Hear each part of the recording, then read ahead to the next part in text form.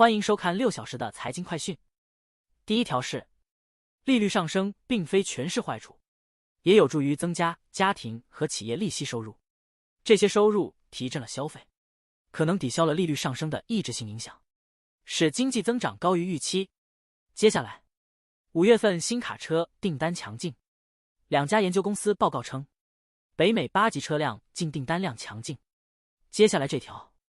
欧洲议会选举后的政治不确定性加剧，欧元在早盘交易中下跌，美元持稳。美国股市期货早盘变动不大，而亚洲股市期货周五下跌，因交易员减少了对美联储放松政策的压注。下面这条，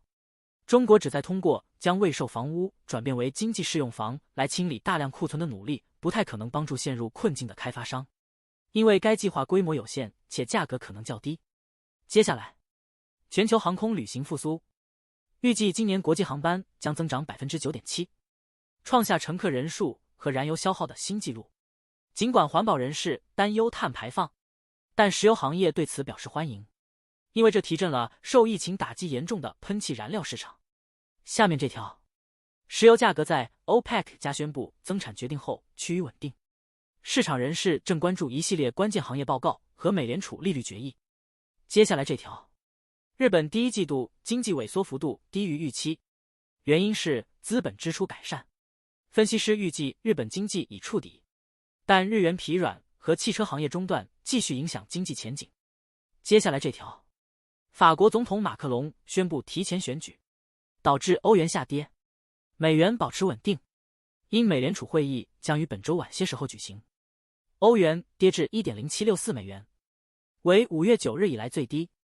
下一条，日本政府将强调与央行紧密合作，并灵活引导政策，以应对消费疲软和通胀前景不明的局面。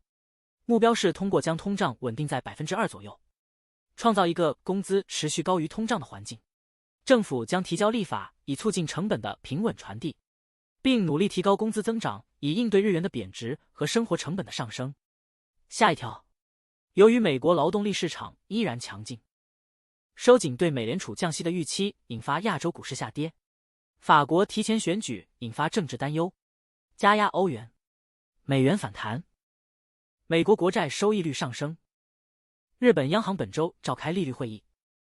可能发布缩减债券购买规模的指引。接下来这条，印度卢比相对于新兴市场稳定且便宜，这使得它成为套息交易者的宠儿。接下来，日本经济尚未显示出明显复苏迹象，尽管经济收缩幅度低于最初估计值，但日本央行仍有充分的理由保持谨慎，并观察下次加息的时机。最后一条是，资产管理者增持美元看跌压注，但强于预期的美国就业数据将美元推高至1个月高位。以上是过去6小时的财经快讯，我们6小时后见。